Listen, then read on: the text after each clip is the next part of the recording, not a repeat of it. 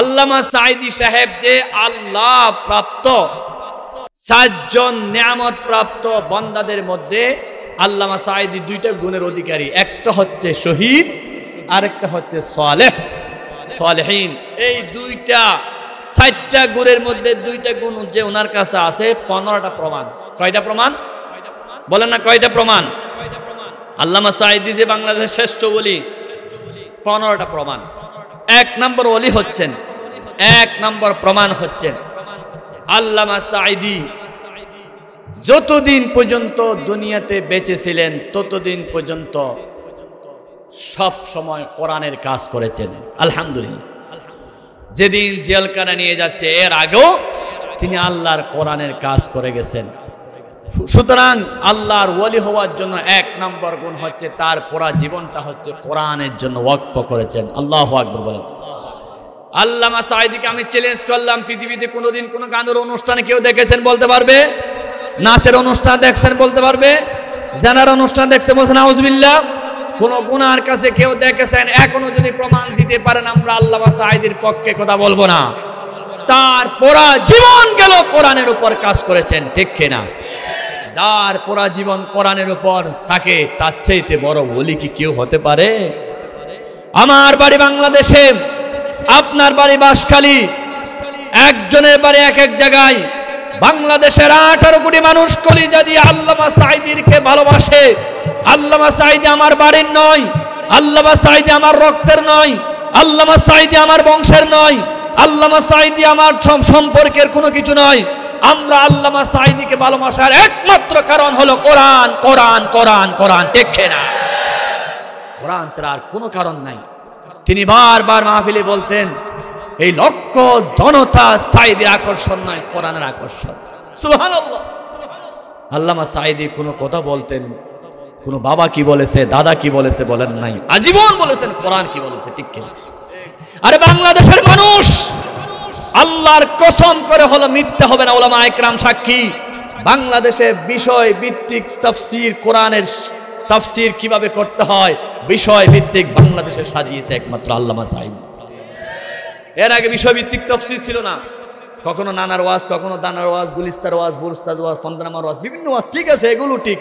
কিন্তু বিষয় ভিত্তিক ধারাবাহিক তাফসীর, শিরিকের বিষয়ে, তাওহীদের বিষয়ে, মদের বিষয়ে, জোয়ার বিষয়ে, জানার বিষয়ে ধারাবাহিক তাফসীর কিভাবে শোনাতে হয় বাংলাদেশে জন্ম দিয়েছে আল্লামা সাঈদী সাহেব। মুরব্বীরা জানি না এর আগে কেউ হয়েছে কিনা, সবাই ভালো ওয়াজ করেছে, আমি কারো খারাপ বলবো না, সবাই ভালো ওয়াজ করেছে। কিন্তু ধারাবাহিক তাফসীর প্রথম তিনি বাংলাদেশে প্রতিষ্ঠা করেছেন। তিনি যে আল্লাহর ওলি 1 নম্বর প্রমাণ। তার জীবন গেল কিসের উপর বলেন না? কিসের উপর? আমি নিজেই তার মাহফিলে, অসংখ্য মাহফিলে সাক্ষী, অসংখ্য মাহফিলে সাক্ষী। তিনি বলেছেন সাঈদী নিজের ব্যক্তিগত কোনো কথা এখানে বলে না, সাঈদী যা বলে আল্লাহ ওনার মুখ দিয়ে বলায়। সুবহানাল্লাহ। আজীবন আল্লাহ ওনার মুখ দিয়ে কথা বলাইছেন। আলহামদুলিল্লাহ। আর তিনি যখন কোরআনের কথা বলতেন পৃথিবীর কোনো কিছুকে ভয় পায় নাই। তিনি ভয় পায় না মামলাকে, হামলাকে, জেল, জরিমানা, নির্যাতন, কিছুকে ভয় পায় না। তিনি সব সময় বলতেন আমি একজনকে ভয় পাই, তিনি হচ্ছেন লা ইলাহা। আপনি জানেন তিনি জিন্দা অবস্থায় তার গায়ে অনেকবার গুলি মারা হয়েছে। আমরা নিজেরা দেখেছি, কেরানীহাট ওনাকে সরাসরি গুলি করেছেন, ওনার গায়ে গুলি পড়ে নাই। আল্লাহ ওনাকে হেফাজত করে দিয়েছেন। আল্লাহু আকবার। যা বলেছেন কোরআন দিয়ে বলেছেন, হাদিস দিয়ে বলেছেন, আল্লাহকে ছাড়া কাউকে ভয় করে না। যাদের হৃদয় আছে আল্লাহর ভয় তারা কবু পথ ভুলে যায় না। আল্লাহর প্রেম ছাড়া এই দুনিয়ায় কারো কাছে কোনো কিছু চায় না। রাতের আঁধারে যারা সেজদাতে রয়, দু চোখের স্রোতে নদী যেন বয়। চলনার হাত চানি যতই আসুক, পেছনে ফিরেও সে তাকায় না। যাদের হৃদয় আছে আল্লাহর ভয় তারা কবু পথে ভুলে যায় না। আল্লাহর প্রেম ছাড়া কারো কাছে কোনো কিছু চায় না। আল্লাহু আকবার। 2 নাম্বার, আপনারা তো ততক্ষণ বসবেন না, সব বিস্তারিত বলতে গেলে অনেক কথা, আমি মূল কথাগুলো বলে যাচ্ছি। 2 নাম্বার, আল্লামা সাঈদী যে বাংলাদেশের শ্রেষ্ঠ ওলি, তার প্রমাণ হচ্ছেন সকল নবীদের কাজ হচ্ছে কাফের মুসলমান বানানো। আল্লামা সাঈদী সাহেব সেই কাজটা করেছেন, অসংখ্য কাফেরকে মুসলমান বানিয়েছেন। হিন্দু, বৌদ্ধ, খ্রিস্টান, ইহুদি প্রত্যেক জাতের মানুষকে আল্লামা সাঈদী কোরআন দিয়ে কি বানিয়েছেন? শুধু সূরা ফাতিহার তাফসীর শুনে 96 জন মুসলমান হয়েছে ওনার হাত ধরে। সুবহানাল্লাহ, আল্লাহু আকবার। 2001 সালের কথাটা বলি। 2001 সাল আল্লামা সাঈদী যখন আউটার স্টেডিয়ামের পাশে যখন তাফসীর করেছিলেন, 5 দিন তাফসীর করতে দেওয়া হবে না, 3 দিন করেছিলেন। ওই 3 দিন তাফসীর মাহফিল শেষে আমি তখন আসকার দিঘির পার, কাজীর দিঘির পাশে আসকার দিঘির পারে একটা মসজিদে জোহরের নামাজ পড়ে রুম থেকে বের হচ্ছি। মোটা একটা সন্তান, মোটা একটা মানুষ আমার সামনে হাঁটতেছে। আমি ডাকলাম, তোমার নাম কি? বলে, হুজুর আমার নাম প্রদীপ কুমার। আমার নাম আব্দুর রহমান। বাবার নাম কি? প্রদীপ কুমার। তুমি আব্দুর রহমান প্রদীপ কুমারের ছেলে, কেমনে আব্দুর রহমান হলা? চোখের পানি ফেলে দিল। হুজুর আপনি আশ্চর্য হয়ে যাবেন, আমার বাড়ি ব্রাহ্মণবাড়িয়া। আমার বাড়িতে আমার আব্বা বড় পয়সাওয়ালা। আমরা 3 ভাই, 3 ভাইকে 3টা দোকান দিয়েছে, মুদির দোকান, মিষ্টির দোকান, হোটেল। আমাকে মিষ্টির দোকান দিয়েছিল। আমার পাশে একটা ছোট্ট একটা পানের দোকান ছিল। ওই পানের দোকান সওদাগর মুসলমান প্রতিদিন সকালে একটা কোরআনের একজন আলেমের কেসের সালাতো। আমি প্রদীপ কুমারের ছেলে কেসে বসে আর শুনতে পারে, চোখ দিয়ে পানি এসে যেত। একদিন পানের দোকানদারকে বললাম, এত সুন্দর আওয়াজ, মিষ্টি সুন্দর কণ্ঠ কার রে একটু বলো। ওই দোকানদার ব্রাহ্মণবাড়ি আমাকে বলল, মুসলমানদের একজন নিয়ামত রয়েছে আল্লামা সাঈদী সাহেব। উনি যখন তাফসীর করে মানুষের দিল নরম হয়ে যায়, হিন্দু, বৌদ্ধ, কাফের মুসলমান হয়ে যায়। ছেলেটা হিন্দু ছেলে বলতেছে, আমিও থাকতে পারি না, আপনি আমাকে নিয়ে যান। উনি কোথায় আছে একটু দেখতে চাই। এবার বললে, উনি সব সময় আসে না, বছরে একবার আসে চট্টগ্রামে প্যারেড ময়দানে। বলে, আমি যখন যাব। এই ছেলেটা কথাটা দোকানদারকে বললেন। ছেলেটা সহ্য করতে পারে না, ইমানের আগুন ভিতরে জ্বলতেছে। পাশে একজন মুসলমান, ওই যে বাংলাদেশে কিছু ভণ্ড আলেম আছে যারা বলে জালেম, ও তুমি জান্নাতি, জান্নাতের টিকিট প্রাপ্ত, এরকম ভণ্ড কিছু আলেম আছে কি নাই? একজন ভণ্ড আলেমের সাথে দেখা হলো। তাকে বলল, আমি কলিজা নরম হয়ে গেছে, মুসলমান হতে চাই। ওই ভণ্ড আলেম তাড়াতাড়ি তার বাবাকে বলল, প্রদীপ কুমার বাবাকে বলল, তোমার ছেলেটা মুসলমান হতে চায়। বাবা ভিতরে নিয়ে সীমাহীন মারধর করলো, শিকলবন্দি করলো। 3 মাস পর্যন্ত দোকানে আসতে দিল না। তুমি দোকানে ক্যাশে শুনে শুনে পাগল হয়ে যাচ্ছ, মুসলমান হয়ে যাবা। কিন্তু আল্লাহর কসম করে বলি, কোরআনের মজা যখন ভিতরে ঢুকে যায়, পৃথিবীর কোনো কিছু দিয়ে কোরআন থেকে বের করতে পারে না, ঠিক কিনা?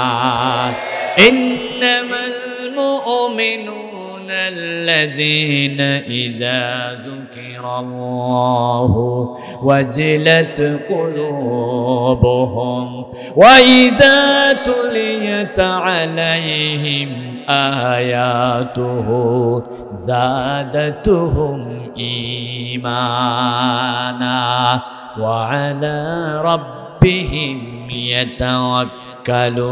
জোরে বলুন আল্লাহু আকবার।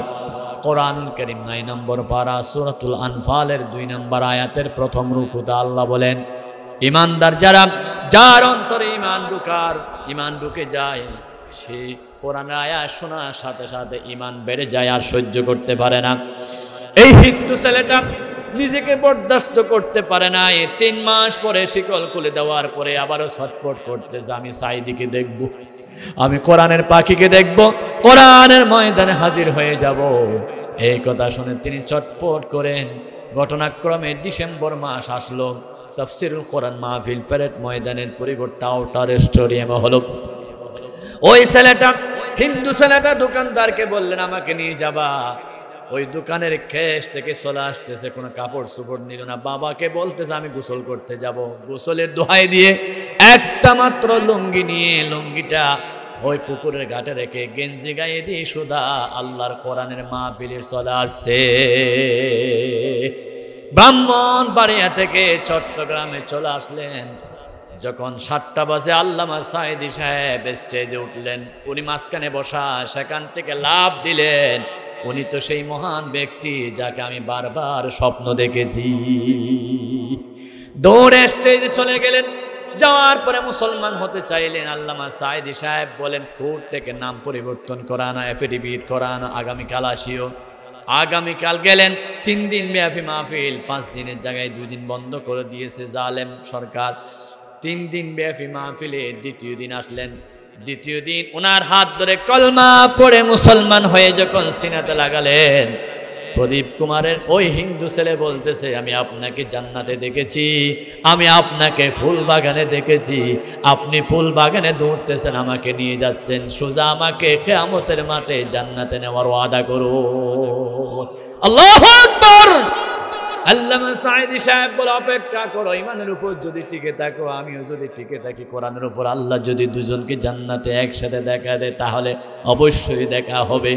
ওই প্যারেড, ওই আউটার স্টেডিয়ামে কাফের মুসলমান হয়ে চলে আসছে। তারপরে দিন আর ঘরে যাবে না। আল্লাহ সাক্ষী, আমার আল্লাহকে সাক্ষী রেখে বলতেছি, আমি কথাগুলো শোনার মনে বরদাস্ত করতে পারি নাই। সেদিন থেকে বলেছি, ও হিন্দুর ছেলে আব্দুর রহমান, এখন থেকে তুমি আমার সন্তানের মতো, যত টাকা পয়সা লাগে সব আমি দেব। দীর্ঘ 10টি বছর আমি ওনাকে লালন পালন করেছি আল্লামা সাঈদীর প্রেমে পড়ে। আল্লাহু আকবার। 10 বছর পরে সৌদি আরবের একটা শেখ খবর পেয়েছে, তাকে সৌদি আরবে নিয়ে গেছে। তিনি আবার মাঝখানে পড়িয়া মাদ্রাসায় পড়তেন, শর্ট কোর্সে। আমি সব ব্যবস্থা করে দিয়েছি। আমার বন্ধুগণ, এই কথা বলতেছি, এভাবে একজন দুজন নয়, অসংখ্য হিন্দু ছেলে আল্লামা সাঈদী সাহেবের কথা শুনে কাফের মুসলমান হয়ে গেছে। কাকে রাজাকার বলো? সংসদ ভবনে 10 কোটি টাকা মানহানি মামলা করেছে, কেউ চ্যালেঞ্জ করতে পারে নাই। আমার সাঈদীকে রাজাকার বলেছ, আল্লাহ রাব্বুল আলামিন এই শব্দটা পুরা দেশের জাতির জন্য ব্যবহার করেছে। তুই কে বলেন? তুই কে? আমি কে? বলছে কে? স্বৈরাচার। আল্লামা সাঈদীর একটা শব্দ বাংলাদেশের সকল মানুষ নিজের কাঁধের উপর নিয়ে প্রমাণ করেছে। সাঈদীকে রাজাকার বলেছ, প্রয়োজনে আমরা রাজাকার হব, তারপর তোমার মতো জালেমকে এই দেশ থেকে বিদায় করে ছাড়বো, ঠিক না?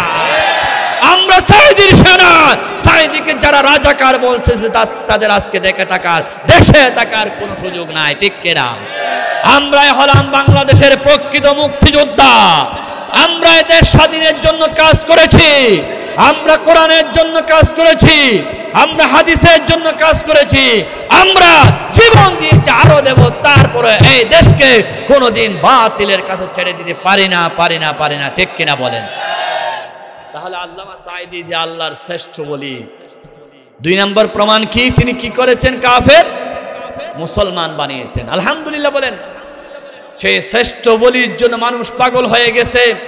আপনাদের এলাকার শেখের কিলের সবচাইতে মুরব্বী, আমার অত্যন্ত শ্রদ্ধেয় মুরব্বী, আমি যাকে সবচাইতে বেশি সম্মান করি, মৌলানা ইসহাক হুজুর, যেদিন সাঈদী সাহেবের ফাঁসির রায় দিয়েছিল, তিনি বের হয়ে গিয়ে নিজের সিনা দিয়েছিল, গুলি মারলো, আমাকে মার, সাঈদীকে মারা যাবে না। আল্লাহু আকবার। কাকে তুমি রাজাকার বলেছো? কাকে তুমি দেশ থেকে বিদায় করেছো? সাঈদীর কপাল পোড়ো নাই, তোমার কপালে তুমি আগুন লাগিয়ে দিয়েছো, ঠিক না? আল্লামা সাঈদী যে আল্লাহর ওলি। 3 নাম্বার প্রমাণ হলো, পৃথিবীতে অসংখ্য ওলি আছে, হাদিয়া পাওয়ার জন্য, টাকা পাওয়ার জন্য, মাছ পাওয়ার জন্য, গোস্ত পাওয়ার জন্য হক কথা বলে না, ঠিক কিনা? কারণ হক কথা বললে মুরিদ কমে যাবে, ঠিক কিনা? আছে কি নাই? বন আছে কি নাই? পানির তলে বাতি জ্বলে, ঝড় বাতাসে নিবে না, আঙ্গু ফিরের মুরিদে হলে নামাজে কালামে লাগে না। এমন বন্ড ফির আছে কি নাই? অনেক বন্ড ফির আছে জিকির করে বাবার নামে, আগলা বাবা মরহাবা, পাগলা বাবা মরহাবা, তালা বাবা মরহাবা, সাবি বাবা মরহাবা, জর্দা বাবা মরহাবা, কত বাবার নামে জিকির করে। আল্লামা সাঈদী জীবন আল্লাহ ছাড়া কোনো বাবার নামে জিকির করেছে নাকি? একটা শিরকি কাজ করেছে দেখাতে পারবেন? কোনোদিন না। তিনি যে আল্লাহর শ্রেষ্ঠ বলি তার 3 নম্বর প্রমাণ হলো তিনি সব সময় হক কথা বলেছেন বাতিলের বিরুদ্ধে। আল্লাহু আকবার। আল্লাহ ছাড়া কাউকে ভয় করে নাই। লা ইয়াখাফুনা লাওমাতা লাইম, কোন রক্তচক্ষুকে ভয় করে নাই, একমাত্র ভয় করেছে কাকে? তিনি যদি ভয় করতেন তিনি কখনো হক কথা বলতেন না। তিনি ছিলেন তাহাজ্জুদ গুজার, যারা ওনার খেদমত করেছে জানেন সারা রাত কান্না করতেন। রাত্রে ছিল পীর আর দিনে ছিল বীর। জিহাদের ময়দানে তিনি ছিলেন সিংহ, বীর, বীরের মতো কাজ করেছেন আল্লামা সাঈদী সাহেব। আল্লাহু আকবার। মুজাহিদ আজম, তার মতো মুজাহিদ বাংলাদেশে হয়তো জন্ম নেয়। কি মুজাহিদ ছিল, কি হক কথা বলতেন।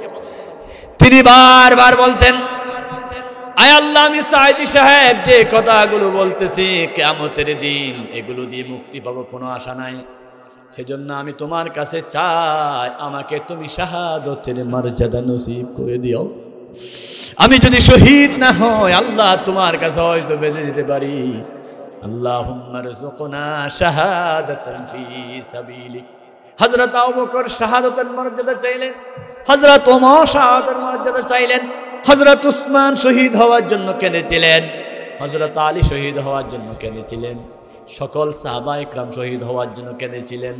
কারণ শহীদ হওয়া ছাড়া সহজে জান্নাতে যেতে পারবে না। যত বড় পীর হোক, বুজুর্গ হোক, ওলি হোক, জবাব দিতে হবে কবরে হাসরে, কিন্তু যারা শহীদ হবে তাদের কোনো জবাব নাই। আমার বন্ধুগণ, শহীদদের জীবন নেওয়ার জন্য স্বয়ং আল্লাহ হাজির হয়ে যায়। ওয়ারওয়াহু শুহাদা ইয়াকবিদুল্লাহু তাআলা।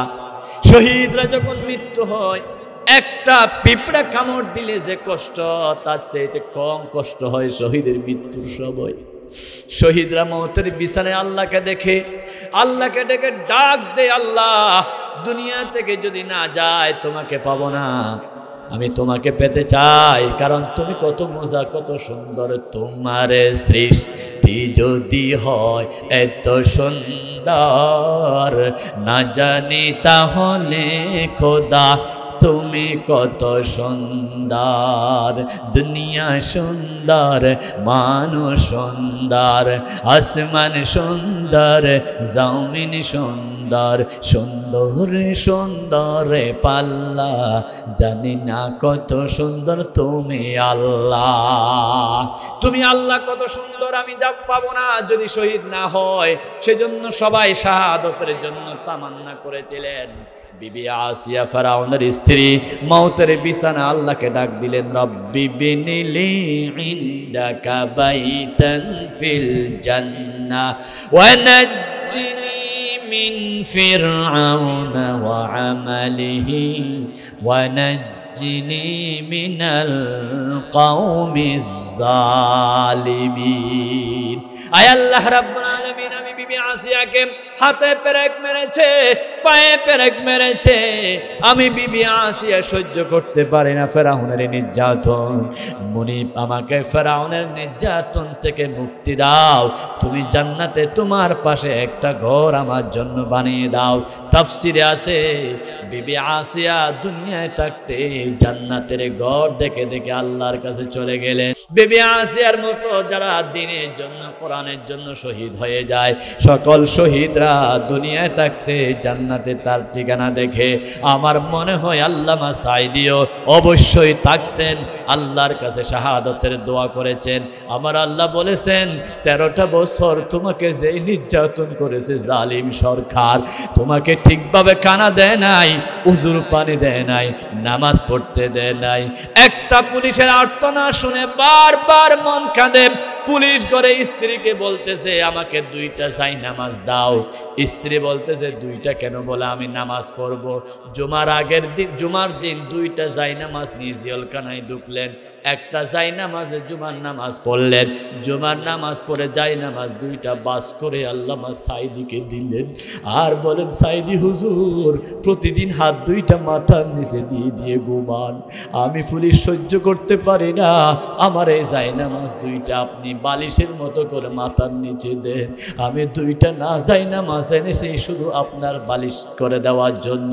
আমার বন্ধুগণ 13টা বছর এইভাবে নির্যাতন করেছে। আমার আল্লাহ বলতেছেন আমার প্রিয় মুফাসসির, কোরআনের খেদমত করেছো, দ্বীনের খেদমত করেছো, তোমার কষ্ট আমি সহ্য করি না, তুমি আমার কাছে চলে আসো। আল্লাহ রাব্বুল আলামিন শাহাদাতের মর্যাদা দিয়ে ডাক দিয়ে আল্লাহর কাছে নিয়ে গেলেন।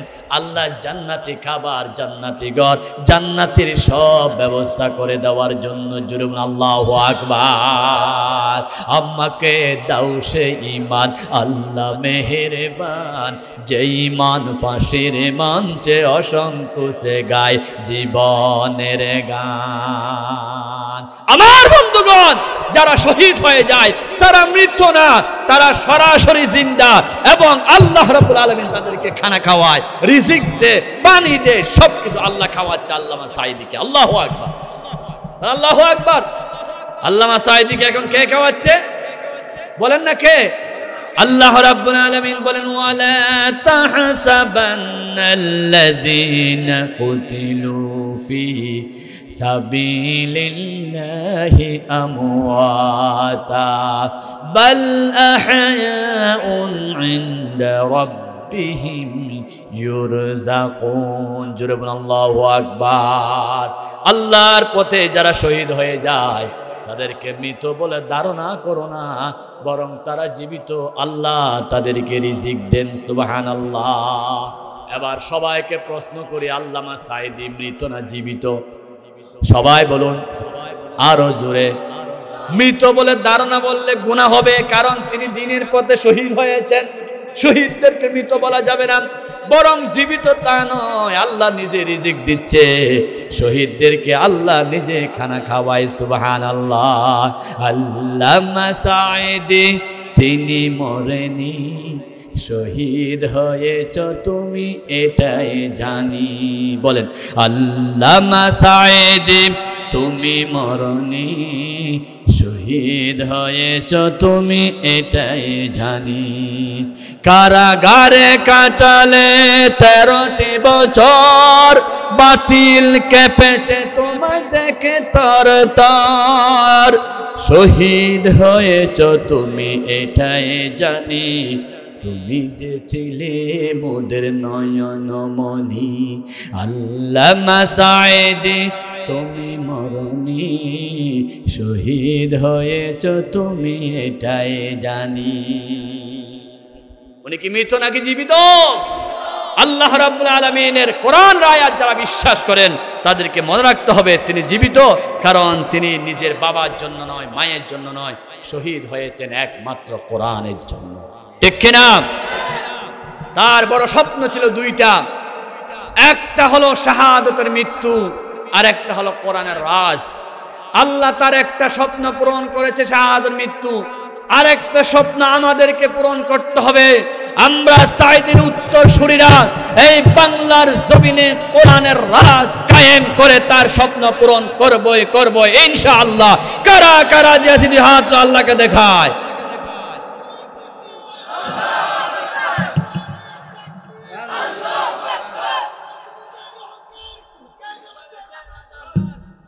তিনি হচ্ছেন জীবিত, এবং তার স্বপ্ন ছিল এই জমিনকে কোরআনের জমিনে পরিণত করা। কার জমিনে?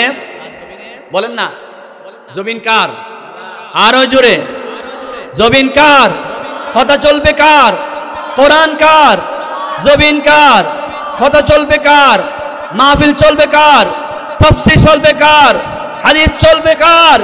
এই বাংলার জমিনে যারা কোরআনের মাহফিল বন্ধ করে দিয়েছ, এই সাম্বলের জমিনে যারা মাহফিলের প্যান্ডেল পুড়ে দিয়েছ, গত বছর এই মাহফিল করতে দেয় না কিছু কুলাঙ্গাররা, আমরা তাদেরকে জানিয়ে দিতে চাই বাংলাদেশের 56,000 বর্গ মাইলে প্রতিদিন কোরআনের মাহফিল চলবে চলবে চলবে, কোনো অনুমতি লাগবে না, কোনো অনুমতি লাগবে না, লাগবে না, লাগবে না, ঠিক কিনা? যারা মাহফিল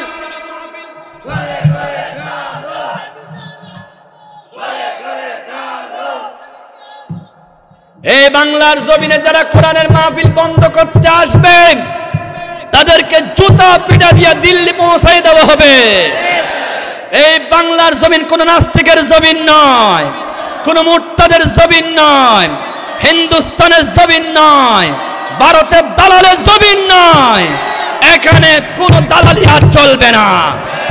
মাহফিলে করতে গেলে থানায় অনুমতি নাও, চেয়ারম্যানের অনুমতি নাও, মেম্বারের অনুমতি নাও, দালালের কাছে যাও, হয়রানি করো, মাইক কয়টা দিবা, বক্তাকে কে নামগুলো জমা দাও, আমার পছন্দ হয় কিনা। বেয়াদব, তোর বাবার দিনের জমিন নয়, আল্লাহর দিনের জমিনে আর কথা বলবি আল্লাহ জিব্বা টেনে ফেলা হবে, ঠিক কিনা? আর কোন মুনাফিককে মাহফিলের বিরুদ্ধে কথা বলতে দিবেন? মাহফিলে অনুমতি লাগবে? কিসের অনুমতি? বেটা জমিন আল্লাহর, আল্লাহর জমিন আবার অনুমতি কিসের? নাচের অনুমতি লাগে না, গানের অনুমতি লাগে না, জানার অনুমতি লাগে না, বৈশ্যার অনুমতি লাগে না, মমতাজ নারের অনুমতি লাগে না, ক্রিকেট খেলার অনুমতি লাগে না, ফুটবল খেলার অনুমতি লাগে না, আল্লাহর কোরআনের অনুমতি লাগবে। এর চাইতে জঘন্য কথা মুসলমানদের জন্য আর কিছু হতে পারে না, ঠিক কিনা? সুতরাং আল্লামা সাঈদী সাহেব যে শ্রেষ্ঠ বলি, কয়টা প্রমাণ দিয়েছি? 4টা প্রমাণ দিয়েছি। কষ্ট হচ্ছে আপনাদের? এতে যেহেতু সাঈদী সাহেবের মাহফিল, ওনার স্মরণে ওনার কথা বলতে হবে না? আমি কি ওনার বাবার কথা, আমার বাবার কথা বলতেছি? আল্লাহর কোরআনের কথা বলতেছি। আল্লাহর কোরআনের মাহফিলে অবশ্যই অবশ্যই হবে। 5 নম্বর প্রমাণ হচ্ছে আল্লামা সাঈদী সাহেব হুজুর যতদিন বেঁচে ছিলেন ততদিন আল্লাহ রাব্বুল আলামিনের শ্রেষ্ঠ ঘর মক্কা শরীফ, মদিনা শরীফ, প্রতি রমজানে উনি এখানে থাকতেন, ইতিকাফ থাকতেন। সুবহানাল্লাহ। আল্লাহ যাকে মক্কা মদিনার জন্য কবুল করেছেন, 13টি বছর মক্কা শরীফ মদিনা শরীফে যেতে দেয় নাই। 13টি বছর জেলখানার মধ্যে বন্দি করে রেখেছেন। অথচ ওনার সময়টা ছিল মক্কা শরীফে কানতেন, মদিনা শরীফে কানতেন জাতির জন্য। আমি গত বছর একবার ওমরায় গিয়েছি, আলহামদুলিল্লাহ একবার হজে গিয়েছি। মক্কা শরীফ গেলে বোঝা যায় কি যে আনন্দ লাগে। লক্ষ লক্ষ মানুষ কানতেছে আল্লাহর কাবা শরীফে। আমি নিজের কানে শুনেছি কাবাগর ধরে ধরে ওনার জন্য দোয়া করতেছে প্রতিদিন। 13 বছরের যেই পরিমাণ ওনার জন্য দোয়া হয়েছে, আল্লাহ তো ওনার জন্য জান্নাত একেবারে সহজ করে দিবে। আমি লক্ষ লক্ষ হাজি দেখেছি কাবা শরীফ ধরে ধরে বলতেছে আল্লাহ সাঈদী সাহেবকে মুক্ত করে দাও। মদিনা শরীফে দেখেছি সাঈদী সাহেবের নাম ধরে ধরে দোয়া করতেছি। কয়জনের জন্য দোয়া করে? টাকা দিয়ে দোয়া বের হয় না, কিন্তু অন্তর দিয়ে দোয়াগুলো বের হচ্ছে। কে বের করাচ্ছে? শুধু তাই নয়, উনি যে বাংলাদেশের শ্রেষ্ঠ বলি তার 6 নম্বর প্রমাণ হলো বাংলাদেশে এই পর্যন্ত 20 কোটির উপর অধিক মানুষ, অনেক মানুষ অনেকবার হজে গেছেন। আমার এই বয়সে আমি অনেকবার গেছি, আলহামদুলিল্লাহ আলহামদুলিল্লাহ, হজে ওমরায় বিভিন্ন জায়গায়, কিন্তু কাবা শরীফের দরজা ধরতে পারি নাই। যে জাম, দরজা দরজা বাহিরে, হাজর আসওয়াদ তো চুমা দেওয়া অনেক দূরের কথা, কি যে জাম থাকে সারাক্ষণ। আল্লাহ রাব্বুল আলামিন বাংলাদেশের এই শ্রেষ্ঠ বলি আল্লামা সাঈদীকে কাবা ঘরের দরজা খুলে ভিতরে ঢুকাইয়া নিলে। আল্লাহু আকবার। কওমি বলেন, সরকারি বলেন, বেসরকারি বলেন, সব উলামা ইকরামদের কাছে আমি চ্যালেঞ্জ করলাম, আরেকজন আলেম দেখান যে আলেমকে আল্লাহ কাবা ঘরের দরজা ঢুকে খুলে ভিতরে ঢুকালেন। বাংলাদেশের একমাত্র নিয়ামত। আমরা বারবার গিয়ে কাবা শরীফের দরজার কাছেও যেতে পারি নাই, কাছে কাছে এবার দরজা ধরতে পারি নাই, যে জাম, দরজার বাহিরে বাহিরে, হাজর আসওয়াদ যেতে পারি নাই। আল্লাহ রাব্বুল আলামিনের কোরআনের কাজ যারা করে, আল্লাহ রাব্বুল আলামিন তাদের জন্য রাজি হয়ে যায়। আমার গারেঙ্গার বড় হুজুর, সুর হুজুর, যত আল্লাহর ওলি আছে তাদের নামে রাস্তা, তাদের নামে বড় কিছু হচ্ছে, তার কারণ তারা আল্লাহকে রাজি করেছে। আমার ইসহাক হুজুরের মতো আল্লাহর ওলিরা আল্লাহকে যখন রাজি করে, মানুষ তাকে রাজি করার জন্য পাগল হয়ে যায়। যার উপর আল্লাহ রাজি হয়ে যায় তার জন্য সব কিছু হয়ে যায়। আমার সাইদি সাহেব নিজে বলেছেন, আমি যখন কাবা শরীফে ঢুকলাম 2 ঘন্টা কাবার ভিতর খানলাম। কয় ঘন্টা? 2টা ঘন্টা কাঁদার পর মন মানে না, বের হতে মনে চাই না। আবার যখন কাবা শরীফ থেকে বের হচ্ছি দরজায় একটা লিখে দেখলাম, ক্বালা রাব্বুকুম উদউনি আস্তাজিব লাকুম, আমাকে ডাকো আমি তোমার ডাকে সাড়া দেব। তিনি আবার কাঁদলেন, সিজদায় পড়লেন, আবার ডাকলেন। আল্লাহকে কিভাবে খুশি করেছেন জানি না। আল্লাহ ওনার উপর খুশি হয়ে গেছেন। আল্লাহ ওনাকে রাজি খুশি হয়ে আমার বন্ধুগণ শাহাদতের মর্যাদা দিয়ে আল্লাহ ডাক দিলেন সুবহানাল্লাহ। মানুষ হিসাবে সামান্য ছোট গুনাহ, কবিরা গুনাহ, সগীরা গুনাহ থাকতেও পারে। জেলখানা যা ছিল সব মাফ হয়ে গেছে। আল্লাহু আকবার, সব গুনাহ মাফ করে আল্লাহ আল্লাহর প্রিয় বান্দা হিসাবে কবুল করলেন। জানাজা পর্যন্ত তোমরা পড়তে দাও নাই।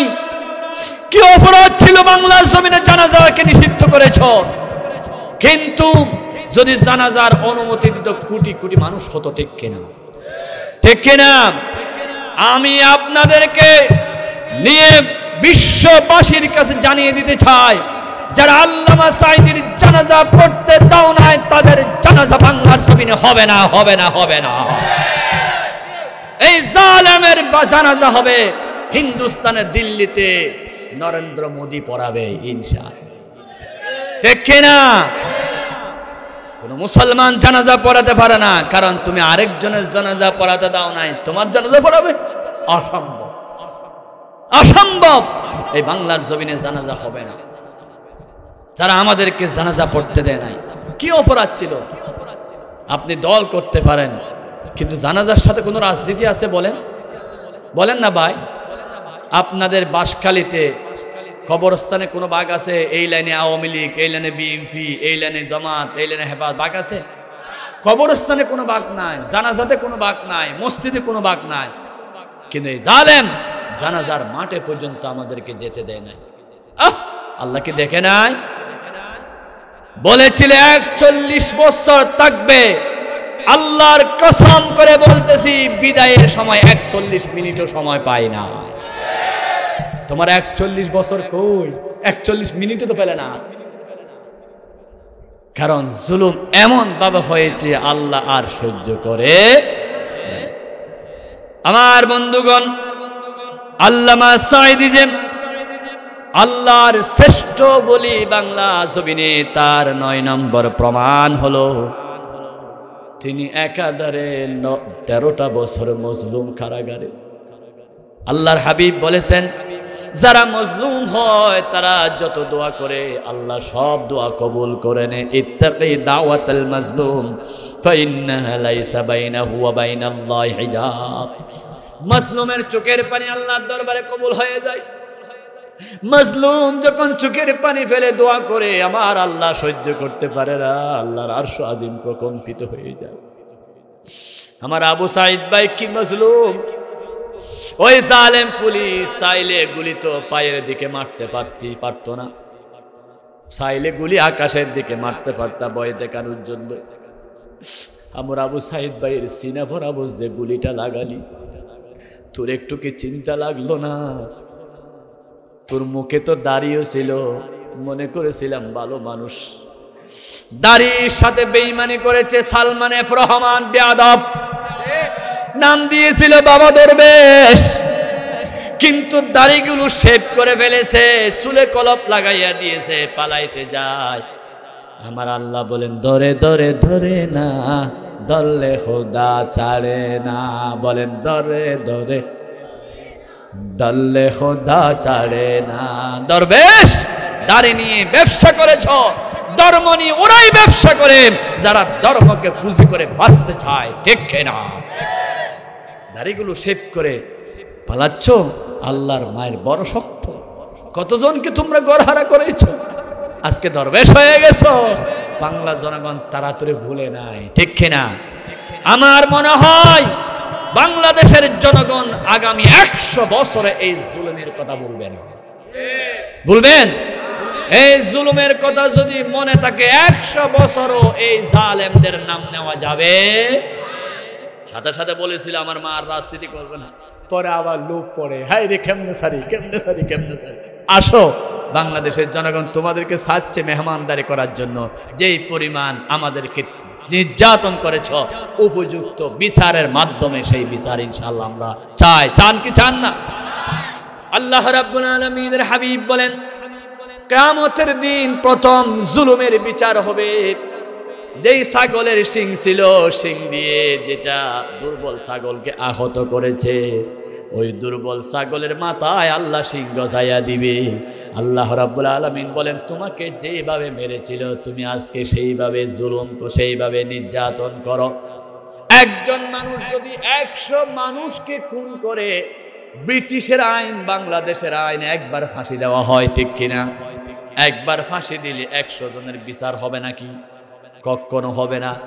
100 জনকে মেরেছে, 100 বার ফাঁসি দিতে হবে। আমার আল্লাহ বলেন, তোমাদের দুনিয়ার বিচারে এই জালেমের উপযুক্ত বিচার হবে না। এই জালেম যত লক্ষ যত হাজার হাজার মানুষকে হত্যা করেছে, আমি আল্লাহ বাংলাদেশের সব মানুষকে এক জায়গায় করে কিয়ামতের মাঠে এই জালেমকে ততবার ফাঁসিতে ঝুলাবো। আল্লাহু আকবার। বিচারপতি তোমার কাছে বিচার না পেলে সঠিক বিচার পাবো মোরা কার কাছে গেলে। আল্লাহু আকবার। আলাইসাল্লাহু বিআহকামিল। পৃথিবীর ষষ্ঠ বিচারককে একবার এই জালেমকে ফাঁসি দিলে হবে না। এই জালেমকে বিডিআর বিদ্রোহের জন্য যত বিজিবি হত্যা করেছে ততবার ফাঁসি দিতে হবে। হেফাজতের শাপলা চত্বরে যত আলেম হত্যা হয়েছে ততবার ফাঁসি দিতে হবে। নিরীহ মানুষ যতবার খুন হয়েছে ততবার ফাঁসি দিতে হবে, ঠিক না? আমার বন্ধুগণ, আল্লাহর দ্বীন, আল্লাহর কোরআনের জন্য যতবার বেয়াদবি করেছে ততবার শাস্তি পেতে হবে। বলুন ঠিক কিনা? আমার বন্ধুগণ, 10 নম্বর প্রমাণ, আল্লাহর হাবিব বলেছেন, যারা ভালো মানুষ তাদের সবচাইতে বড় প্রমাণ হলো মৃত্যুর বিছানায় একটা মুস্কি হাসি দিবি। সুবহানাল্লাহ বলবেন না? এটা কি কথাকে শরীয়তুল্লাহ নাকি ডাইরেক্ট রাসূলুল্লাহ? নবীজি বলেছেন, সত্যিকার ঈমানদার যারা, তারা মওতের বিছানায় একটা হাসি দিবে। হাসি দিয়ে বিশ্ববাসীকে জান্নাতের সুসংবাদ দিবে। আল্লাহু আকবার। নবীজি বলেছেন ঈমানদারের মুখের শেষ হাসি মনে করতে হবে সে জান্নাতি। বিশ্বকবি, কবি সম্রাট আল্লামা ইকবাল রাহমাতুল্লাহ আলাইহি বলেন, ঈমানদারের নিশানাটি বলতেছি বাইতুদের তরে, মৃত্যুকালে হাস্য মুখে মরণকে যে বরণ করে। মওতের বিছানায় যাদের মুখে হাসি থাকবে তারা কি জান্নাতি। বলুন কি? আমার বন্ধুগণ, সেজন্য কবি বলেন, এমন জীবন করিবে গঠন, মরণে হাসিবে তুমি কাঁদিবে ভুবন। এমন জীবন করোনা গঠন, মরণে কাঁদিবে তুমি হাসিবে ভুবন। আল্লাহু আকবার বলেন না? আল্লাহু আকবার। আল্লামা সাঈদী সাহেব মৃত্যুর আগে যে হাসিটা দিল, এখনো মনে হচ্ছে আল্লাহ রাব্বুল আলামিন ওনার মুখ থেকে বের করে দিয়েছেন জান্নাতি হাসি। আল্লাহ রাসূল বলেন, সত্যিকার ঈমানদার যারা, তারা মওতের বিছানায় একটা হাসি দিবে। হাসি দিয়ে তাদের ছোট্ট ছোট্ট হালকা গাম বের হবে, কপালে গাম থাকবে। আল্লাহ রাব্বুল আলামিনের নবী ঈমানদারের যে লক্ষণ মওতের বিছানায় দিলেন, সব লক্ষণ আল্লামা সাঈদীকে আল্লাহ দিয়ে দিলে। তাও সুবহানাল্লাহ বলবেন না? আমার বন্ধুগণ, 11 নম্বর পরিচয় হলো আল্লাহ রাব্বুল আলামিনের সত্যিকার ঈমানদার যারা, তারা জীবনের শেষ ওয়াক্ত নামাজ ছাড়বে না, 1 ওয়াক্ত নামাজ ছাড়বে না। আল্লামা সাঈদী সাহেব যেদিন চলে যাচ্ছেন সেদিন মাগরিবের নামাজ জামাত সহকারে তিনি আদায় করলেন ওনার ইমামতিতে। হাসপাতালের মধ্যে উনি ইমাম ছিলেন, ডাক্তার পিছনে নামাজ পড়েছেন, তাকে হার্টের রোগী বলে নেওয়া হয়েছে। পৃথিবীতে এখনো কোনো ডাক্তার বলতেছে না উনি হাড়ের রোগী ছিল, কিন্তু হাড়ের রোগী থাকলে কোনোদিন এসা জামাত সহকারে নামাজ পড়তে পারে না, কথা বলতে পারে না। তিনি মাগরিবের নামাজ পড়াইয়েছেন, ইমামতি করেছেন।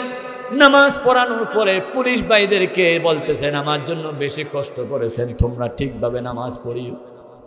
দয়াল নবী রাহমাতুল্লিল আলামিন বিশ্ব নবী মুহাম্মদুর রাসূলুল্লাহ, সবাই বলুন সাল্লাল্লাহু আলাইহি ওয়াসাল্লাম। আমার নবী যখন নাকি দুনিয়া থেকে চলে যাচ্ছেন, রাসূলুল্লাহর শেষ বাসা ফ্ল্যাট ছিল না, প্লট ছিল না, বাড়ি করার জন্য ছিল না। আমার নবীর শেষ বাসা ছিল as-salat as-salat as-salat ওয়া মা মালাকাত আইমানুকুম, নামাজ নামাজ নামাজ। সবাই বলুন রাসূলুল্লাহর শেষ কথা কি ছিল? নামাজ। আল্লামা সাঈদী সাহেবের শেষ কথা ছিল নামাজ। আল্লাহু আকবার। তিনি পুলিশদেরকে বলতেছেন তোমরা নামাজ পড়িও, নামাজ নামাজ। কি কথা বলে গেলেন আমার বন্ধুগণ। তিনি যে আল্লাহর শ্রেষ্ঠ বলি তার আরেকটা প্রমাণ হচ্ছে আল্লামা সাঈদী সাহেব দুনিয়া থেকে যেদিন চলে গেলেন সময়টা ছিল 8:40। কয়টা? রাত 8:40। 9:40 1 ঘন্টা পরে ভূমিকম্প হয়েছে। হাদিস সাক্ষী, আল্লাহ রাসূল বলেছেন সত্যিকার কোন মানুষ যদি দুনিয়া থেকে চলে যায় আল্লাহর আরশ কাঁপে, দুনিয়া কাঁপে, ভূমিকম্প হয়ে যায়। আমার রাসূল বলেছেন হযরত সাদ রাদিয়াল্লাহু তাআলা আনহু একজন নবীজির সাহাবী, মৃত্যুর পরে ভূমিকম্প হলো। রাসূলুল্লাহর কাছে ফেরেশতা আসলেন, হুজুর যান আপনার বড় একজন সাহাবী দুনিয়া থেকে ইন্তেকাল করেছে। নবীজি গিয়ে দেখতেছেন পা ফেলতে পারতেছে না। আল্লাহর নবী পায়ের আঙ্গুলের উপর ইশারা করে যাচ্ছেন। নবীজি পিছনে দেখতে পেলেন লক্ষ লক্ষ জানাজার মানুষ। আল্লাহর হাবিব বলে আমার সাহাবীটা এত না, এত মানুষ করতে আসছেন। আল্লাহর সাথে কথা বলে জিব্রাইলের সাথে কথা বললেন জিব্রাইল এরা কারা? বলে আপনার এই সাদ আল্লাহকে ভালোবাসেন, তিনি প্রতিদিন সূরা ইখলাস পড়ার কারণে আল্লাহ খুশি হয়ে গেছেন, ওনার মৃত্যুর কারণে আরশ আজিম কাঁপতেছে। আল্লাহ রাব্বুল আলামিনের ফেরেশতারা সবাই ওনার জানাজা পড়ার জন্য হাজির হয়ে গেছে। আল্লাহু আকবার। শুধু সূরা ইখলাস পড়ার কারণে যদি সাহাবীরা এত মর্যাদা হয়ে যায়, যিনি 30 পারা কোরআনের তাফসীর করেছেন তার কত মর্যাদা আল্লাহর দরবারে। ওনার মৃত্যুর দিন আল্লাহর এই জমিনে ভূমিকম্প হয়েছে। আল্লাহু আকবার। 12 নম্বর প্রমাণ, আল্লাহর হাবিব বলেছেন কোন মানুষ নেককার মানুষ যদি দুনিয়া থেকে মারা যায় আকাশ কাঁদতে থাকে। কি কাঁদে? জমিন কাঁদে, আকাশ কাঁদে। فما بكت عليهم السماء والأرض وما كانوا منظرين। কোন জালেম মারা গেলে আকাশও কাঁদে না, জমিনও কাঁদে না, ফেরেশতা কাঁদে না, সবাই বলে মারা গেছে, খুব ভালো হয়েছে, ঠিক কিনা? জালেম মারা গেলে সবাই খুশি হয়, খুশি হয় কিনা? কারণ জুলুম করেছে, মানুষকে করে থাকতে দেয় নাই। ওই জালেমরা আমাদেরকে নারাকুড়ার মধ্যে রাত কাটাতে হয়েছে, ঠিক কিনা? নতুন বিবাহ করেছে, বউ নিয়ে বউ রেখে ফালাতে হয়েছে। বিদেশ থেকে আসছে, ঘরে থাকতে পারে নাই, 1-2 দিন দীর্ঘ 10টি বছর কারাগারে আয়নাঘর। যে আয়নাঘরে কোনো দরজা নাই, কোনো জানালা নাই, যে আয়নাঘরে কোনো বাতাস ছিল না, যে আয়না ঘরে কি নির্যাতন করেছে, পচা খাবার বাসি খাবার খাওয়াতো। মানুষ কিভাবে এরকম জুলুম করতে পারে, আমি আশ্চর্য হয়ে যাই। ইতিহাস পড়েছি ফেরাউনের জুলুমের কথা। আল্লাহর কসম, ফেরাউনের জুলুমের চাইতে ভয়ঙ্কর জুলুম ছিল এই জালেমের জুলুম। ইতিহাস পড়েছি নমরুদের জুলুমের কথা। আল্লাহর কসম, নমরুদের চাইতে মারাত্মক জুলুম এই জালেমের। সাদ্দাদের জুলুম, কারুনের জুলুম। ইতিহাসে যত জালেমের কথা শুনেছি এরকম কোন জালেমের কথা শুনি নাই। কারণ ফেরাউন জুলুম করেছিল বনি ইসরাইলদের যুবকদের উপর। এই জালেম জুলুম করেছে যুবক, বৃদ্ধ, শিশু, নারী, শেয়ার বাজার, হলমার্ক। এমন কোনো সেক্টর নাই যে সেক্টরে জুলুম করে নাই। পৃথিবীর কোনো জালেম প্রত্যেকটা সেক্টরে জুলুম করতে পারে নাই। ইতিহাস শুনেছি নমরুদ জুলুম করেছে কিছু মানুষের উপর, কিন্তু এরকম প্রত্যেকটা ব্যবসা, প্রত্যেকটা সব কিছু ধ্বংস করে নাই কোনো জালেম। পৃথিবীতে যত জালেমের কথা শুনেছি সব জালেমকে হার মানালো এই জালেমে। সেই জন্য আল্লাহ রাব্বুল আলামিন নমরুদকে শেষ করেছে মশা দিয়ে, ফেরাউনকে শেষ করেছে ফুট দিয়ে, এই জালেমকে শেষ করেছে বৈষম্য বিরোধী ছাত্র আন্দোলনের ছাত্রদের দিয়ে। কল্পনা করে নাই কোন দিক থেকে জালেম যে পতন হবে, ঠিক না বলে? নমরুদের চাইতে ভয়ঙ্কর ল্যাংড়া মশার হাতে যে ধরা পড়বে সে কল্পনা করেছিল? ওরা কল্পনা করে নাই। বলেছিল কে আমাকে এখান থেকে বিদায় করবে, আমি পালাই না। শেষ পর্যন্ত কোথায় শাড়ি, কোথায় কাপড়, কোথায় কিছু, সব শেষ, ঠিক না? তবে শুকরিয়ার খবর হচ্ছে বাংলার জমিনে যে পরিমাণ যুবকরা সংসদে ভিতর নারায়ে তাকবীরের স্লোগান দিয়েছে, সেই দিনেই বাংলাদেশে ইনশাআল্লাহ নারায়ে তাকবীরের বিজয় হয়েছে, ঠিক না? সংসদ ভবনের ভিতর নারায়ে তাকবীর সারাক্ষণ চলুক, চান কি চান না? গণভবনের ভিতর নারায়ে তাকবীরের স্লোগান চলুক, চান কি চান না? সুতরাং আমরা জানিয়ে দিতে চাই আমার দেশের যুবকরা গণভবনে নারায়ে তাকবীর দিয়েছে, সংসদ ভবনে নারায়ে তাকবীর দিয়েছে, এবং সংসদের চেয়ারে বসে বসে যেখানে মিথ্যা কথা বলে জুলুম করত সেখানে আমার ছেলেরা, আমার যুবকরা বসে বসে কোরআনের বক্তব্য দিয়েছে। আল্লাহু আকবার, আল্লাহু আকবার। এটাই হচ্ছে মজলুমের বিজয়, ঠিক না? সংসদে ঢুকতে পেরেছে, সেখানে নারায়ে তাকবীর, সেখানে কোরআনের আওয়াজ, সেখানে জমা সহকারে নামাজ পড়েছেন, আলহামদুলিল্লাহ। কিছু টুকিটাকি কথা যে আমরা বলি, সেখানে গণভবনে ডাকাতি করেছে, আল্লাহর কসম ডাকাতি করে নাই। আমি আমার যুবকদেরকে ডাকাত বলবো না, আমি আমার যুবকদের বিরুদ্ধে কথা বলতে পারি না। ওরা সেখানে ডাকাতি করে নাই, চুরি করে নাই, আবেগের বশবর্তী হয়ে দীর্ঘদিন পর্যন্ত যে জুলুম অত্যাচারের শিকার হয়েছে, সেই জুলুমের রাগ ওড়াতে গিয়ে ওনার বিছানায় কাপড় সুপড় সবকিছু ফেলে দিয়ে আরাম করে ঘুমিয়েছে, এবং সংসদের সবখানে মন খুলে দৌড়েছে, এবং সেখান থেকে সব লুটপাটের জিনিসগুলো বের করেছে, জাতিকে দেখাইয়ে দিয়েছে উনি একজনে কত কোটি টাকা বুক করতেছে, এটা দেখাইয়ে দিয়েছে, ঠিক কিনা? আমার ছেলেরা জুলুম করে না, আবেগের বশবর্তী হয়ে কিছু জিনিস আনছিল আবার ফেরত দিয়ে আসছে। এখনো বলতেছি কোন ছেলেরা জুলুম করবেন না। এই জুলুমের কারণে জালেমের বিদায় হয়েছে, আমরা আবার জুলুম করতে পারি না। কোনো মন্দিরে আক্রমণ করা যাবে না, কোনো হিন্দুদের উপর আক্রমণ করা যাবে না, কোনো বিধর্মীদের উপর আক্রমণ করা যাবে না, কোনো অন্যায়ভাবে কোনো দোকানে চাঁদাবাজি করতে যাওয়া যাবে না, কোনো প্রতিষ্ঠানে চাঁদাবাজি করতে দেওয়া যাবে না, যাবে না, যাবে না, ঠিক না? আমরা এক জালেমকে বিদায় করেছি আরেক জালেম তৈরি করার জন্য নয়, জুলুমকে দূর করার জন্য, ঠিক কিনা? এই বাঁশখালীর মানুষ সেনাবাহিনীর নাম্বার রাখবেন, কেউ চাঁদা কুস্তি আসলে সেই নাম্বারে ফোন দিবেন, রাজি আছেন? সেনাবাহিনীর নাম্বারে ফোন দিবেন, বৈষম্য বিরোধী ছাত্রদের কাছে ফোন দিবেন। আর মাছের বাজারে চাঁদাবাজি চলবে না, বুড়ের বাজারে চাঁদাবাজি চলবে না, নৌকার বাজারে চাঁদাবাজি চলবে না। বাংলাদেশের মানুষ ইলিশ খেতে পারে নাই, সব ভারতে চলে গেছে। এখন বাংলাদেশের মানুষ ইচ্ছে মতো ইলিশ খেতে পারবে ইনশাআল্লাহ। বাংলাদেশের মানুষ মন খুলে মাছ খেতে পারবে ইনশাআল্লাহ। বাংলাদেশের বাঁশখালীর ভাইয়েরা মাছের টাকা দিয়ে মাহফিল করে, বাংলাদেশের বাঁশখালীর ভাইয়েরা প্রমাণ করে দিয়েছে। আল্লামা সাঈদীর ফাঁসির রায়ের দিন আমি দেখেছি তারা অনেক আন্দোলন করেছে, সেদিন আন্দোলনের কারণে আল্লামা সাঈদীর সেদিন ফাঁসি দিতে পারে নাই, ঠিক কিনা? এতে বাঁশখালীর ভূমিকা অনেক ছিল। বাঁশখালীর ইসহাক হুজুর সিনা দিয়েছিল গুলি দেওয়ার জন্য। বাঁশখালীর মানুষ যেভাবে রক্ত দিয়েছে, যেভাবে জিহাদ করেছে, যেভাবে মিছিল করেছে, যেভাবে মিটিং করেছে, পুরা বাংলাদেশে বাঁশখালী একটা মাইল ফলক হয়ে যাবে। বাঁশখালীর মানুষরা সাদাবাজ জানে না, তারা রক্ত দিয়ে খায়, শ্রম করে খায়, তারা কষ্ট করে খায়। বাঁশখালীর শতকরা 90% মানুষ পারিশ্রমিক, তারা কষ্ট করে করে প্রয়োজনে মানুষের ঘরে কাজ করে খায়, তারপরও চাঁদাবাজির পক্ষে বাঁশখালী নাই, ঠিক কিনা?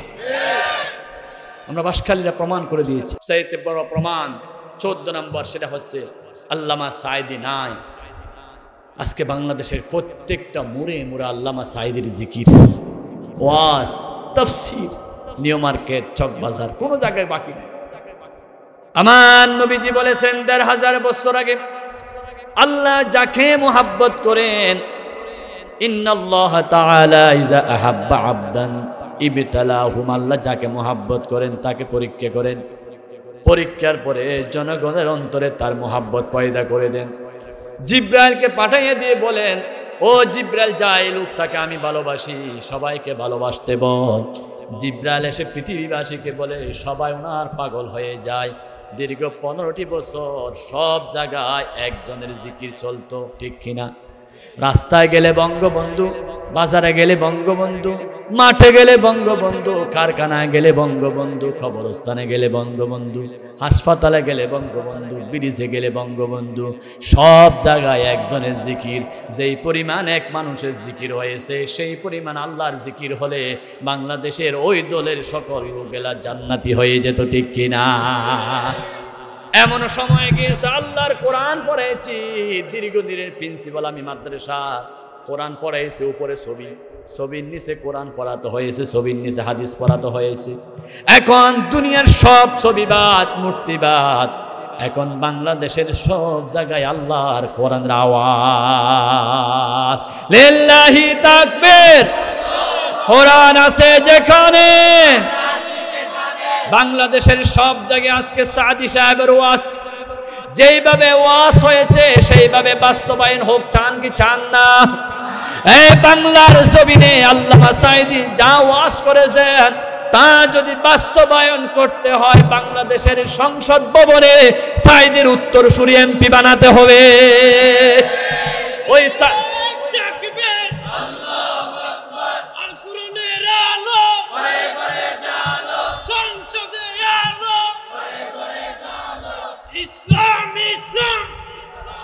আমার বন্ধুগণ, ওই সাঈদী সাহেবের কথা বাস্তবায়ন করতে হলে সব জায়গায় কোরআনের আইন দরকার আছে কি নাই? বলছিলাম, ভালো মানুষ মারা গেলে আকাশ কাঁদে। যেদিন সাঈদী সাহেব মারা গিয়েছিল, জানাজার সময় এমন বৃষ্টি হয়েছে, আল্লাহ রাব্বুল আলামিন প্রমাণ করে দিয়েছেন, আকাশ ওনার জন্য কাঁদতেছে, জমিন ওনার জন্য কাঁদতেছে। সুতরাং আসুন, এই 14টা প্রমাণ দিলাম, 15 নম্বর যেটা প্রমাণ দিব বলছিলাম 12টার পরে, সেটা হলো তিনি যে আল্লাহর হক্কানি ওলি, তার প্রমাণ হলো তিনি জীবন্ত অবস্থায় যা যা বলেছে এখন সব সত্য প্রমাণিত হচ্ছে। তিনি আকাশে মেঘের কথা বলেছিল, সেই মেঘ ছিল কিনা? তিনি বলেছিল মামুর বাড়ি দিল্লি চলে যাবা, গেছে কিনা? তিনি যেভাবে বলেছে সবগুলো অক্ষরে অক্ষরে সত্য হচ্ছে। তার কারণ হলো তিনি নিজের পক্ষ থেকে কথা বলে নাই, যা বলেছে কোরআন দিয়ে বলেছে। এই 15টা কারণে আল্লামা সাঈদী বাংলাদেশের শ্রেষ্ঠ মুফাসসির, শুধু তা নয়, তিনি শ্রেষ্ঠ বলি, তিনি শ্রেষ্ঠ শহীদ, তিনি শ্রেষ্ঠ মুজাহিদ। আমরা আল্লামা সাঈদীকে মোহাব্বত করি। সাঈদীর কথা মনে পড়লে কলিজা ছিঁড়ে যায়। ওনার বড় ছেলে রফিক সাঈদী একসাথে ওয়াজ করেছি, ওয়াজ শেষে আমার বাসায় গিয়ে বাড়াই দিয়ে আসতো, আমার সাথে বন্ধুত্ব ছিল। আমি ওনার কবরস্থানে জিয়ারত করতে গেছি, সাঈদী সাহেবের গড় দেখতে গেছি। আজকে হিন্দু কিভাবে আল্লামা সাঈদীর পক্ষে সাক্ষী দিলে, একজন হিন্দু হয়ে সাঈদীর পক্ষে সাক্ষী দিল, আর তোমরা মুসলমান হয়ে এভাবে নির্যাতন করেছ। বন্ধুরা আসুন, আজকের এই শাহাদাত বার্ষিকী উপলক্ষে আমি আপনাদেরকে 5টা কথা বলতে চাই। 1 নম্বর কথা হলো, আল্লামা সাঈদীকে শুধু এবছর স্মরণ করব না, প্রত্যেক বছর স্মরণ করব। রাজি আছেন ইনশাআল্লাহ? প্রতি বছর এই মাহফিল হব, রাজি আছেন ইনশাআল্লাহ? এখন থেকে আর 15ই আগস্ট শোক দিবস হবে না, 14ই আগস্ট শাহাদাত দিবস হবে। বলুন সবাই, কোন দিন?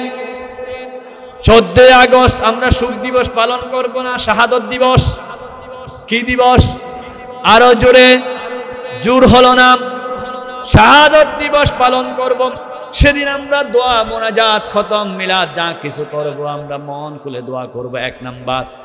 2 নাম্বার কাজ, এই আন্দোলনের জন্য আমার ছাত্র ভাইয়েরা যারা যারা রক্ত দিল, আমার আবু সাঈদ ভাই, মীর মাহফুজুর রহমান, মুগ্ধ ভাই, রিয়াদ ভাই, যত ভাইয়েরা শহীদ হয়ে গেল, ফাইসাল ভাই, আপনি ইতিহাস দেখেন সবচাইতে মাদ্রাসার ছাত্ররা বেশি। এই মাদ্রাসার ছাত্ররা কোরআন পড়ে পড়ে সমাজে কোরআন বাস্তবায়ন করার জন্য শহীদ হয়েছে। আল্লামা সাঈদীর উত্তরসূরি কোটা আন্দোলনে বৈষম্য বিরোধী যত ছাত্র মারা গেছে সবাইকে আল্লাহ জান্নাত নসিব করুক, আমিন।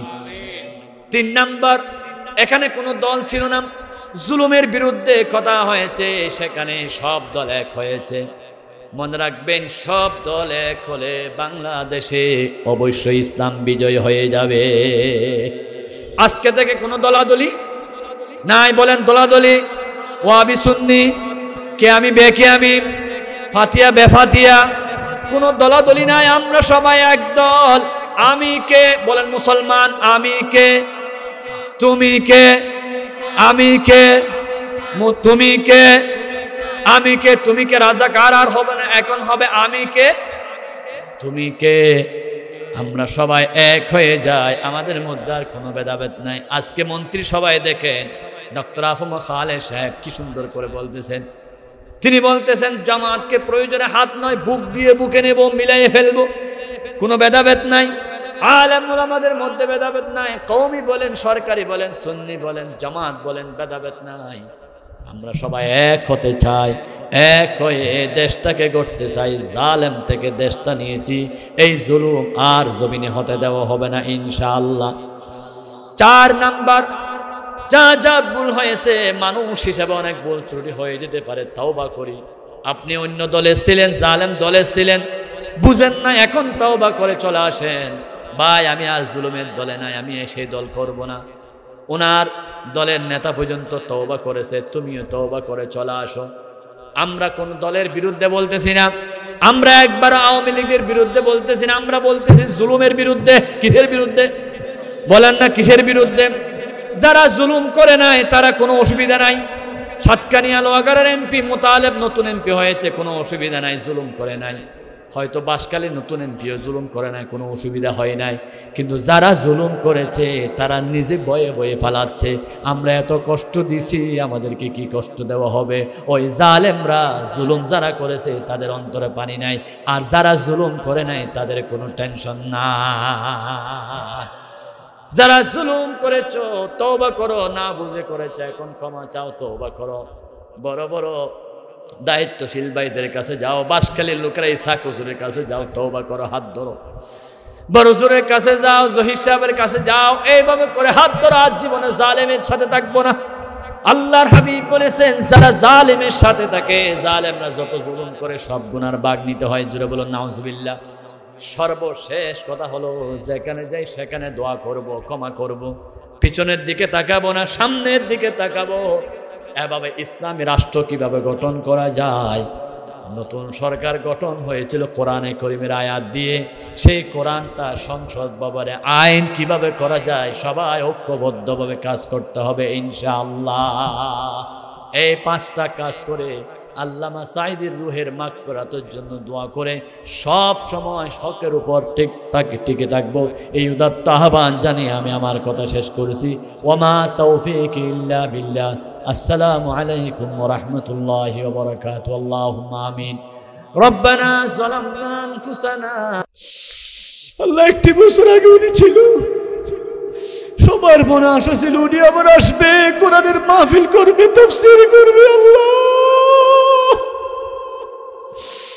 আল্লামা সাঈদী সাহেবের ইসালে সওয়াব মাহফিল শাহাদাত বার্ষিকী, শহীদদের শাহাদাত বার্ষিকীতে আজকের এই বিশাল মাহফিলে আমি কোরআন হাদিস দিয়ে প্রমাণ করেছি, 15টা প্রমাণ দিয়েছি আল্লামা সাঈদী যে শ্রেষ্ঠ বলি। আল্লাহ তুমি দয়া করে তোমার ওলির এই মাহফিল কবুল আর মঞ্জুর করে নাও। এই মাহফিলের সওয়াব লক্ষ কোটি গুণ বৃদ্ধি করে সোনার মদিনায় নবী পাকের রওজা মুবারকে পৌঁছাইয়া দাও।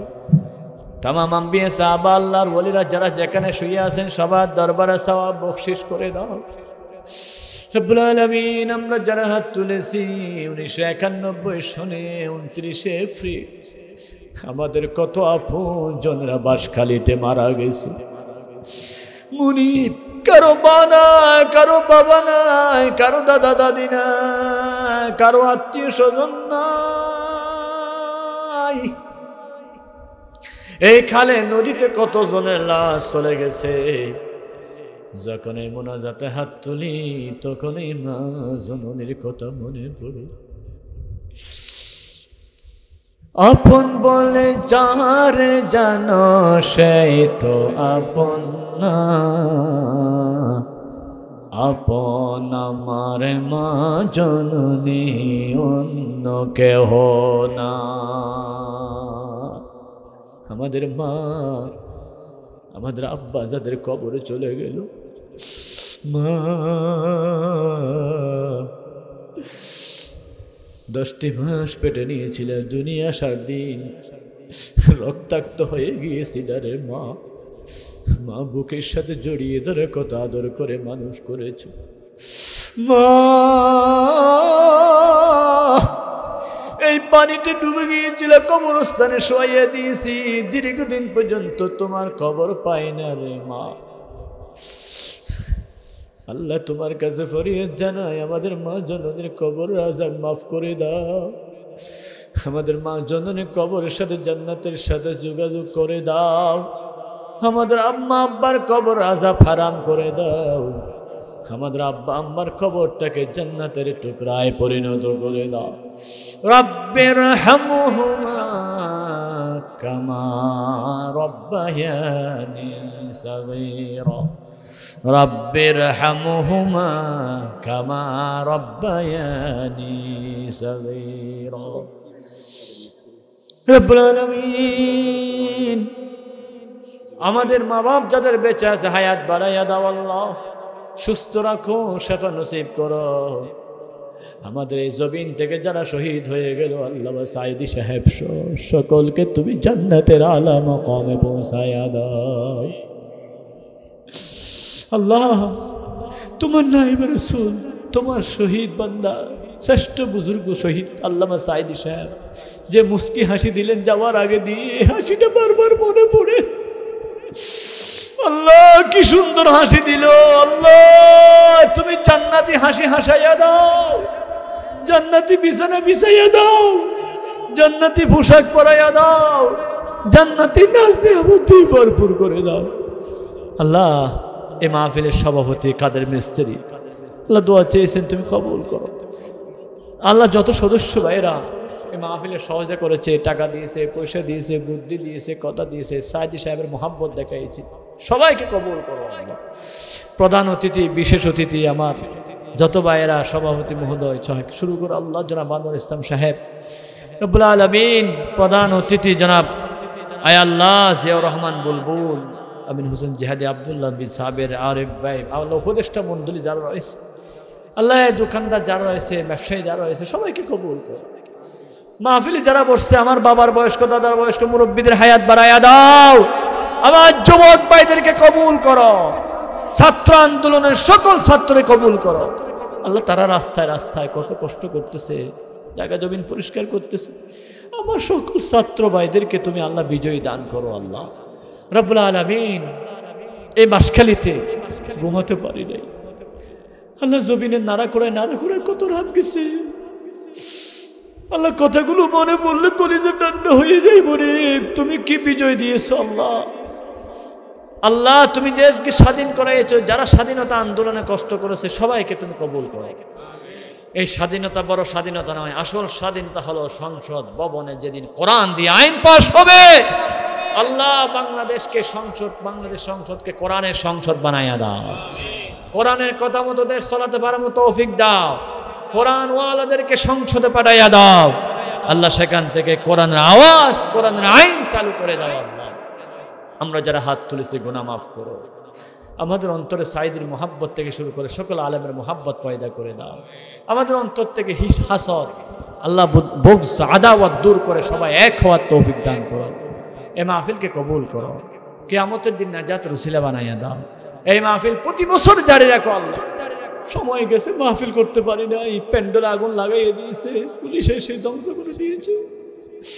কি কষ্ট করেছিল আমার ভাইয়েরা এক এক সময় আল্লাহ, সব কষ্ট দূর করে তুমি আমাদেরকে বিজয় হাসি দিয়েছো। এটা আসছে নিয়ে নিও না, জালেমদেরকে আরে জমিনে আল্লাহ ক্ষমতায় বসাইও না, তাদেরকে তুমি আর এখানে আনিও না আল্লাহ। তাদের জুলুমের কথা সবার মনে মনে আল্লাহ গাঁথি দিও আল্লাহ রব্বুল আলামিন। আমরা যারা হাত তুলেছি আমাদেরকে মক্কা শরীফ মদিনা শরীফের মেহমান হওয়ার তৌফিক দান করো। কাবা শরীফ গিয়ে লাব্বাইক আল্লাহুম্মা লাব্বাইক লাব্বাইক লা শারীকা লাক লাব্বাইক এভাবে করে কাবা শরীফে স্লোগান দিতে পারি মতো তৌফিক দাও। আমার নবীর রওজা থেকে প্রাণ খুলে সালাম দেব, আসসালাতু ওয়াসসালামু আলাইকা ইয়া রাসূলুল্লাহ, আসসালাতু ওয়াসসালামু আলাইকা ইয়া হাবিবাল্লাহ, الصلاة والسلام عليك يا رحمة للعالمين। أي سب سے گنبد والے منظور دعا کرنا، جب وقت نزائے دیدار عطا করনা। আয় আল্লাহ আখিরে ফরিয়াদ, আমরা যারা হাত তুলেছি আমাদেরকে পথঘাটে মৃত্যু দিও না। আয় আল্লাহ অ্যাক্সিডেন্টের মত ভূমিকম্প মৃত্যু দিও না। যেদিন ডাক দিবা শহীদ মওত নসিব করে দিও আল্লাহ। আমি শরীয়তুল্লাহ জিহাদি সব মাহফিলে শহীদ মওত চাই। আল্লামা সাইদের উত্তর শুনি আল্লাহ পথঘাটে দিও না, শহীদ মওত দিয়ে আমাদেরকে জবানে জারি করে দিও লা ইলাহা ইল্লাল্লাহ মুহাম্মাদুর রাসূলুল্লাহ। আসসালামু আলাইকুম ওয়া রাহমাতুল্লাহি ওয়া বারাকাতুহু।